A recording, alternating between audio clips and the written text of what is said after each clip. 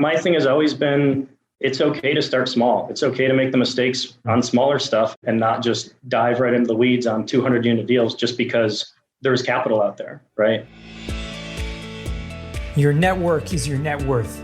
Come listen to some of the most successful people I know share invaluable knowledge, stories, and advice in real estate, business, and beyond. This is Weiss Advice. Whether you want to take your business or personal life to the next level, look no further. Welcome back to another episode of Weiss Advice. I am your host, Yona Weiss.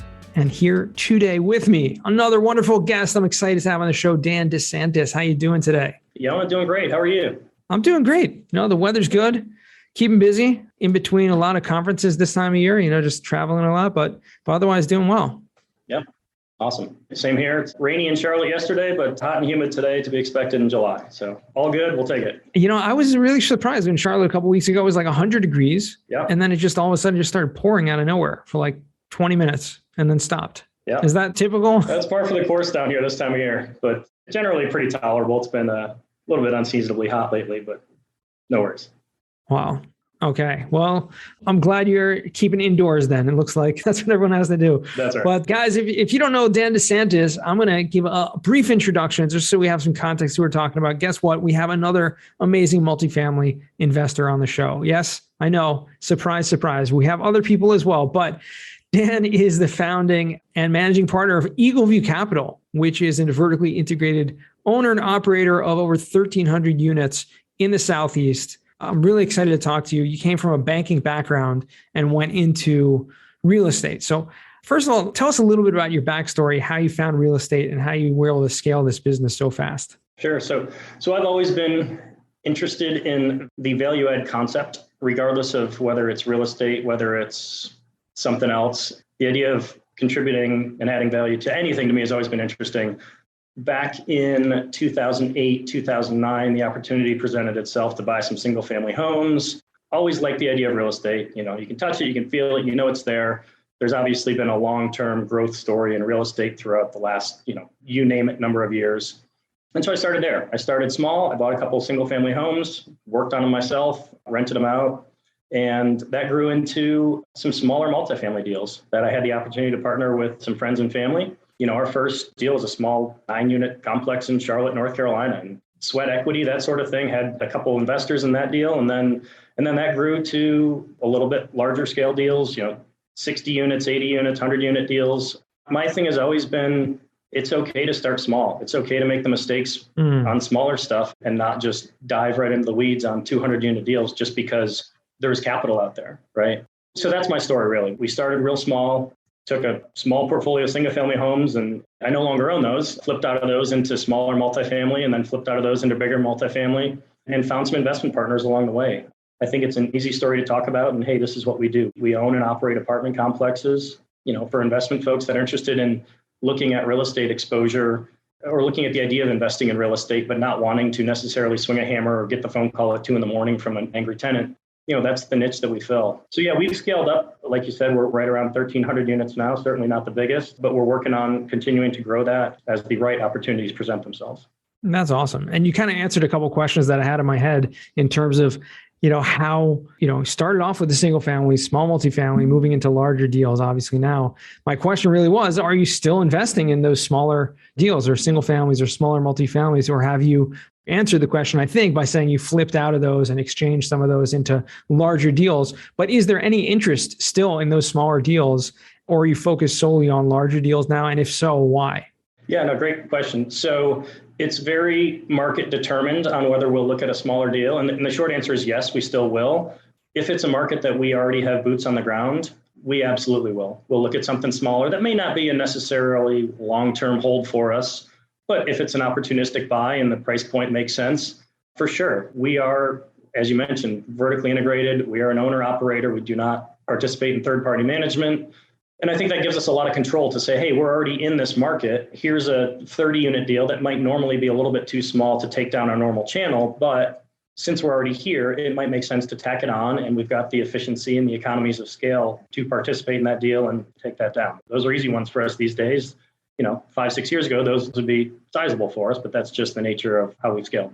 Makes sense. I hear there's a lot of dispute against, I have certain investors or clients, friends that solely invest in large multifamily deals, 100 units plus, Yep. because there are certain advantages in terms of property management and things like that. And other clients and people that they focus specifically on smaller multifamily. Again, I think what you said makes a lot of sense. That has a lot to do with the markets that you're in. If you have on-site property management or local property management that can handle another, 12 unit or whatever down the block, or it makes much more sense than if you were just doing that, on your own or didn't have the in-house management. Yeah. And I think that's important too. I'm sure a lot of the guys that listen to your show are, there's both ends of the spectrum. There's guys that were me 3 or 4 years ago, and there's guys that, I hope to be in 3 or 4 years. And, for those less experienced or earlier in their career individuals, that's how you get started. Just jump in. And if it happens to be a 4-unit deal or a 2-unit deal or a 6, 8, whatever, that's how you cut your teeth and you learn the business there. And so that's okay to take those down, especially when it's early in the process and you're learning the ropes and all that stuff. I mean, that's 100% a great avenue to get the exposure and to figure out if you like it. The real estate has become so centralized lately because it just seems like it's an easy get rich quick avenue. And the reality is it's not. And I think the next couple of years will certainly determine who is quote unquote good at their jobs and who isn't. But either way, for the folks that are listening that may not have the experience that you or I do, get started with those smaller deals. It's very, very okay. And there's a lot of meat on the bone on those ones as well. Yeah. I wholeheartedly agree with that. That's probably the best advice that anyone can have is just do it. Just get started. Figure out, take action, figure out what works for you. Yep. There's no amount of learning, that can prepare you for just jumping in and doing it. Yeah. 100% agree. Is that what you did? I mean, you just jumped in and bought a single family, or were you hesitant for a while before you did it? It is. I've always been okay with having an outsized risk profile per se. Like you mentioned, I had a great W-2 job at one of the large banks here in Charlotte. It could have been a great career. It was a great career. I enjoyed it. I learned a lot. At the end of the day, it was a stop for me. It wasn't a stay. And I knew that I liked the idea of at some point owning a rental property or owning 2 or owning 3. And maybe that was going to be my part of my retirement, that I would build up a portfolio of 20, 30 rental homes. That to me, when I was in my, early 20s would have been awesome. So I started. I dove in. I said, I can figure this out. Charlotte's a great market. It's growing a lot. The opportunities at the time presented themselves very well, considering there was a little bit of a downturn there. So we got started with that. I bought 2 or 3 and cut my teeth on that, like I said, and then started to scale up as I realized that there was greater opportunity in this industry going the direction that I've gone. Now, I want to ask you a question about the management thing, because obviously that probably had a big play in your ability to scale the way that you guys have. Yep. Can you talk to me about having started out? Were you always self-managing, or at a certain point, were you having other third-party managers? I mean, imagine working in a bank and also having real estate is not so conducive to being full-time in the management side of things. So how were you able to handle that? And did you have other managers first? Yeah, it was 2015 or 16 that we really started to go after multifamily deals that got me to thinking that, okay, this is going to turn into a full-time job. And I don't want to be just good at both things, be that banking and real estate. I want to be great at one of them. So yeah, we had always self-managed. There was some, a period of a year and a half when I was trying to do both. And I'd come home from the bank at 5, 6 o'clock at night and I'd fire up my laptop. And because I have an accounting background working in banking, I work on P&Ls and I, check in with my property managers after hours, mentioning to them that, hey, look, I may need to bug you after hours. Feel free to get back to me in the morning or through a text or email or whatever. But yeah, there was certainly some double dipping for a year or so. And after a while, I said, look, I think I can take a run at this long term. It's going to start consuming a lot of my time. And as mentioned, I don't want to be just good at both things. I'd rather be great at the thing that I really enjoy more. And so I ripped the Band-Aid off in 2018. And how hard was that for you? I mean, in terms of leaving? It was a lot. My wife's a good sport about it for sure. My daughter's 6 now. She was, 1, 2, 3 years old. So to be working that much, certainly there's nothing more important to me than family. And, I'm sure you could say the same thing, right? But at the end of the day, trying to build something for my family is where I wanted to spend most of my time. So at that point, again, after a year or two, it was, okay, I think I can take a run at this full time. And also, hopefully down the road, have enough flexibility to be able to, spend more time with family and that sort of thing. So that's kind of where we're at. Yeah, leaving your, cushy banking job probably is not, for a lot of people, wouldn't think that would be the smartest decision for some people. But obviously you, as an entrepreneur, you have a bigger mindset and bigger, goals than just having a nice W-2, having a nice 401k and the retirement plan that may not actually ever pan out. Unfortunately, as we're seeing now. That's right. Yeah, no, for sure. And, it's funny you say that. So, when I left, I had a great relationship with my manager at the bank. And he was very candid. He said, look, I applaud you for this. Go do it. If things for some reason don't work the way you think they're going to work, you've always got a job here. And I think that's important in any industry, in any relationship, to make sure that you leave on good terms to the extent possible, right? I mean, real estate is such a unique industry that, especially with the content that we can produce on the internet, that sort of thing. I mean, there's just so many different opportunities to get to know one another and leave a good mark with your industry peers, your business partners, so that if you ever do need somebody down the road, you've got it. I mean, it's so important. That's awesome. Not to burn the bridges. I think for a lot of people, they're like, okay, I'm leaving the W-2, just burn all the bridges. Like never go back to that lifestyle. Yeah. Talk to me a little bit about some of the challenges, if you wouldn't mind, because there are probably a lot of people listening to this podcast. I know for a fact that are full-time and have a job, but would like to move into that full-time, real estate thing, but are worried about certain things. Like, for example, simple things like, what do you do about health insurance? Or what do you do about, other things that an entrepreneur has to worry about that just having a W-2, you don't have to worry about? Yeah, no, it's a great question, because there are a lot of things. I don't think people think about real estate as, especially when you're self-managing, as you are running a business. And in the case of us, we're running 14 to 15 businesses, because they all have their own P&Ls. They all have their own management issues. We all have our own tenant, issues at each property. To anchor back to your question, I think if an individual is really interested in pursuing real estate as a full-time endeavor, it's important to just understand the risks, understand what you're getting into, but also it's okay to take a leap, but do it from an educated standpoint. If your real estate investment income or your fees that you're charging on the properties that you're managing are not coming close to covering what you're going to make, and you just think that, hey, things are going to work out for me, be prudent, right? Do your homework, figure out a game plan, figure out how you're going to get there. Me personally, I did not leave until my income my real estate income more than replaced my banking income. That was probably a year and a half longer than I could have if I just would have said, hey, I'm gonna leave because I'm now making at the bank what I'm making in real estate, right? Gotcha. The other stuff kind of figures itself out, right? Insurance is out there. You can talk to an insurance broker and get health insurance. That's not the end of the world. Mm-hmm. But certainly what I would say is also important is to understand you've got to have drive and determination to see your business through. Because when you say, hey, manager of my current job, I'm done, I'm going to go pursue this dream of mine, the next day, whenever you leave, you're back at home, sitting at your desk wondering, okay, now what do I do? And you've got to have that self-drive to do the work, to now know that, okay, well, I'm at home here. I can either watch Netflix for a while, and eventually when work piles up, I'll get to it. Or you can take the lead and get down to business and say, this is why I'm doing what I'm doing. So I think it's a combination of that, right? Just having that determination, having that drive to go do it.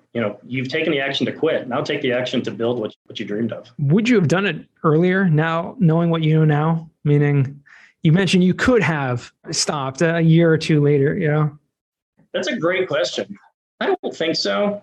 I think I was happy with the timing of it. I just, oddly enough, I'd recently been promoted. So it's really challenging to get a promotion in 1 month and then the next month leave. That I probably would have burned bridges at that point. So I did stick around for maybe a little bit longer than I would have historically, just given that promotion. But either way, I think I was fine with the decision that I made. The timing worked out. It was a good time to pull the trigger.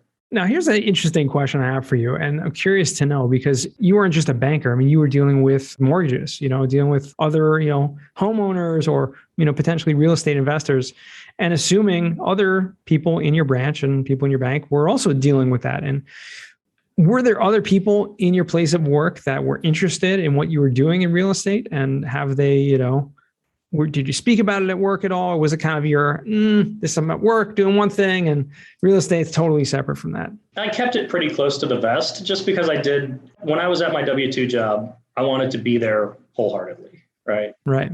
That became more challenging towards the end, which is when I realized, okay, it's time to pick a lane. Yeah. But for the first couple of years, like I said, I started buying single family homes in 2008. I started at the bank in 2005. So, I had owned some homes for a while but that just wasn't taking that much of my time because it was a small portfolio of single family homes. It just wasn't that time consuming.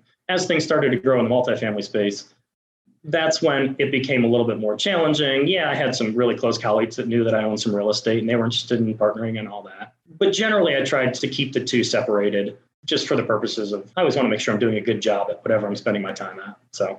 No, that makes sense. No, I was just curious, sometimes people, if you're excited about something, oftentimes you want to share what you're doing or it comes out. And listen, bankers can be great people to have as investors. Sure. Yeah, no, absolutely. Yep. All right. I want to take this, one last question here before we get into the final four. I want to take this in a little bit of a different direction. Now, obviously, you're fully focused in these larger multifamily deals, great portfolio going. Are there any other areas of real estate that you're looking into that are intriguing to you or other types of investment vehicles?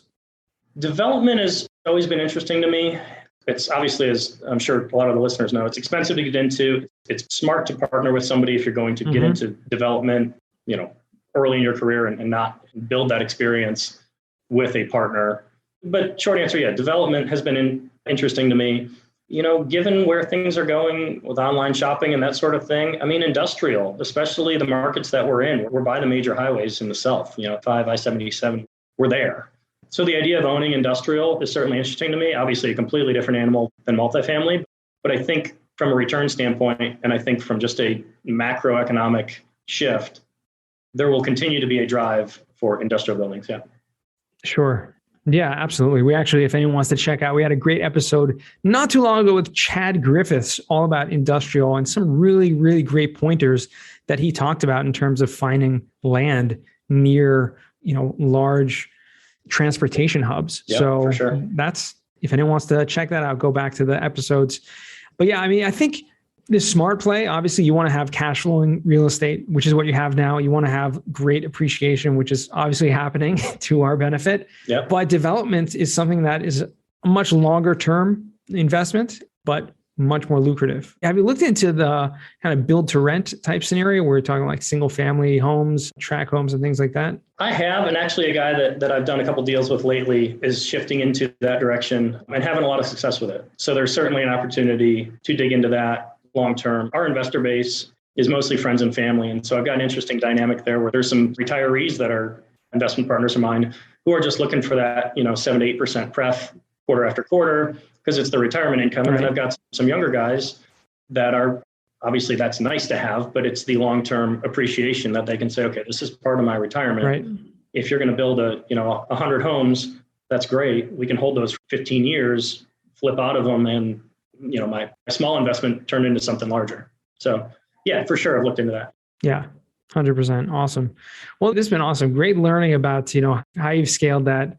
Much success, much continued success to you, Dan. I want to transition to what we call the final four. There's some fun questions we ask our guests at the end of the episode. First question, what is the worst job that you ever had? Worst job I've had. So I'm from Buffalo, New York.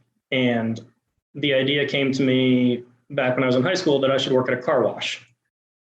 Fun people to work with, but washing off cars in the winter in Buffalo with the salt and water flying around, it's not the ideal working conditions. That's probably it. I can't imagine washing cars in the winter in Buffalo. Doing anything outdoors in the winter in Buffalo. Yeah, the logic was that anytime there's salt on a car, you got to get it off. And so we were out there a good bit. But yeah, it wasn't ideal. Yeah, that's crazy. Why people want to wash their cars in the winter when it's snowing? I don't get that. Some things I'll never get. But second question, what's a book you've read that's given you a paradigm shift? Sure. So I think that the easy ones, especially for the listener audience here, obviously, Rich Dad, Poor Dad, The Art of the Deal by Trump. There's a bunch of real estate ones, but I'm going to go a little different direction here. So I just finished up autobiography from Matthew McConaughey called Green Lights. Really, really good. I picked it up and it was done in 2-3 days. Yeah. And the whole premise of the story is there's certain times in your life where you're going to feel like this is where I'm supposed to be. This is right. This feels right. And that's a green light, right? And conversely, the other way, red lights. There's certain times where you're doing something, you're like, this doesn't feel right. I'm not getting a whole lot out of this. Red light. Yep. It sounds simplistic, but it's a really good read. It's an easy read. It's helped me understand a lot about just learning how to figure out those times in my life. It's that easy. Absolutely. I haven't picked that one up yet, but it is on my list. And first heard that when they featured him on Bigger Pockets, right when it got released. Yeah. It's a great book. Great book. Yeah, it sounds good. Definitely. I listened to a little, actually have it. I think I got it already. So it's in my Audible library. And I listened to some of it. Just when you have so many great books coming up every single episode, it's hard to pick and choose which one to use. And I try to, so obviously the self-help and the real estate books, everybody reads those, right? Especially if you want to learn in the industry. It's nice to read just somebody's story though as well. That autobiography that may not be real estate related, but you can get a lot out of it. So it sang to me. I really enjoyed it. That's awesome. Well, good for you. Third question, what's a skill or talent that you would like to learn? I've always thought it'd be cool to be able to fly a plane. I've got a buddy that's a pilot. He's never angry. He's always happy. He's like, I just spend time up in the skies all day. I'm like, that's awesome. So I think at some point in my life, I'd love to take flying lessons and get up in the air. Yeah. I mean, you could just hike a mountain and, hang glide. Yeah. No, that's pretty cool. That's interesting. We've had quite a few people recently talk about flying planes. So good for you. I hope you get to do that one day. That would be exciting, especially as you start breaking into new markets. You're going to need to get out there, They're time machines. We'll have to get there quicker. 100%. Fourth and final question, Dan, what does success mean to you? Success to me is freedom, flexibility, the ability to do what you want and enjoy it. The things, the money, that's secondary. Real estate's a great vehicle to get those things. But at the end of the day, it's not what's going to make you happy. Spending time with your family, spending time with your friends, those kind of things to me, that's what a successful life is, to be able to put in the hours with your friends, with your family, doing the things that you want to do and being able to do that when you want, not when you have to.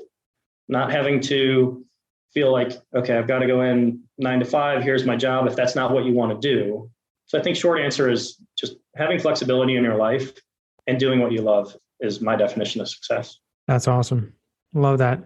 And that's really, that's what we all have to figure out. Not all of us can figure that out so early in our careers or in our lives, figuring out what it is that we love to do. And oftentimes we're, pushed to do things that we don't necessarily love to do because it's the right thing to do, or it's the thing that's going to help us get to where we need to get to. But, truly being able to do that, that's awesome. Great definition. And I appreciate you taking the time here today. I really, really do. It's been a pleasure catching up. Yeah, absolutely. I appreciate the invite. And thank you so much for it. Look forward to speaking more. Yeah. And where can our listeners find you or reach out to you? Yeah, absolutely. So eagleviewcap.com is company website. We've got a contact us form if anybody's interested. I'm on Instagram, Daniel J. DeSantis. I'm on LinkedIn at Daniel DeSantis. Again, happy to catch up with anybody. If questions, comments, mentoring, that sort of thing, just reach out. Very cool. Awesome. Well, I appreciate that and appreciate you taking the time again. And to our listeners, I appreciate you guys for taking the time to listen all the way to the end once again. And remember, the best advice comes only when you ask. Real quick, I have one question for you. Did you like this episode? If you did, I want to ask you a huge favor. See, the biggest thing that helps this podcast grow and that will spread this message to the whole world is that if you leave a review, a rating, and subscribe to the podcast. What that does is it basically tells the platforms that this podcast is out on is that you like my stuff and I'm doing something right. So take a few seconds out of your day, hit that subscribe button, leave a rating or review. I would be extremely grateful. Also, I want to hear from you guys. So I want to hear some feedback. If you have any questions for future episodes, please find me on LinkedIn. Send me a DM, a connection request, Yona Weiss, and I'd love to hear from you.